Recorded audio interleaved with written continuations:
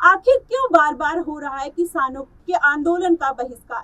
आपको बता दें किसान आखिर क्या डिमांड कर रहे हैं, जिसके बारे में बार बार केंद्र सरकार उनको रोकने की कोशिश कर रही है। आज आपको बताते हैं कि किसानों की डिमांड क्या है और ये क्यों चल रहा है किसान आंदोलन, आखिर इसके पीछे विवाद क्या है। आपको बता दें किसानों ने एक बार फिर से दिल्ली घेराव करने की तैयारी कर ली है। पंजाब हरियाणा के साथ ही कई और राज्यों में किसान दिल्ली कूच की तैयारी कर रहे हैं। हालांकि किसानों ने इसे चलो इंडिया मार्च का नाम, चलो दिल्ली मार्च का नाम दिया है, लेकिन इसे किसान आंदोलन 2.0 भी कहा जा रहा है। दरअसल इस किसान आंदोलन का पैटर्न 2020 और 21 में हुए किसान आंदोलन से काफी मिलता जुलता है। आपको बता दें पिछली बार की तरह अलग अलग राज्यों से किसान इस तरह आंदोलन में शामिल होने वाले हैं। इस बार किसान अपने साथ ट्रैक्टर, टाली, राशन भी लेकर आने वाले हैं। यानी पिछली बार की तरह इस बार भी किसान का प्लान लंबे समय तक दिल्ली में अलग अलग बॉर्डर पर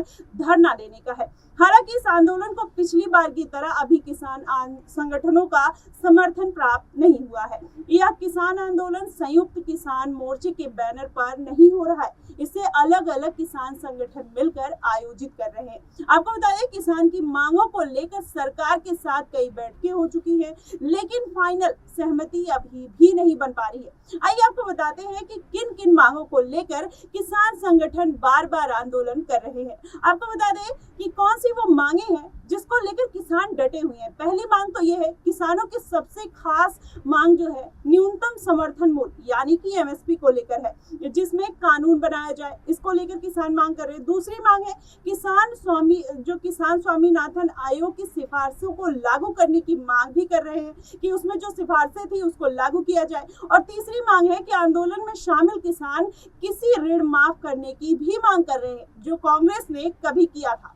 ऐसे में चौथी मांग भी किसान की है, किसान लखीमपुर खीरी हिंसा के पीड़ितों को न्याय दिलाने की मांग कर रहे हैं। और पांचवी, भारत के WTO से बाहर निकाला जाए। और छठवीं मांग, किसान वस्तुओं को दूध उत्पादों, फलों, सब्जियों में मांस पर आयात शुल्क कम करने और उनका भत्ता भी बढ़ाया जाए। सातवीं मांग है, किसान और 58 साल के अधिकतम आयु वाले किसान मजदूर के लिए पेंशन योजना लागू करके 10,000 रुपए प्रतिमाह पेंशन भी दी जाए। आठवीं मांग है, प्रधानमंत्री फसल बीमा योजना के सुधार के लिए सरकार की ओर से स्वयं बीमा प्रीमियम का भुगतान करना और सभी फसलों को योजना की हिस्सा बनाना और उस पे नुकसान का आकलन करते हुए खेत को एकड़ को 1 इकाई के रूप में मानकर नुकसान का आकलन करवाना। और नौवीं मांग है, भूमि अधिग्रहण अधिनियम 2013 वो उसी के हिसाब से लागू किया जाना चाहिए और भूमि अधिग्रहण के संबंध में केंद्र सरकार की ओर से राज्यों को दिए गए निर्देशों को रद्द किया जाना चाहिए। और 10वीं मांग है, कीटनाशक, बीज और उर्वरक अधिनियम में संशोधन करके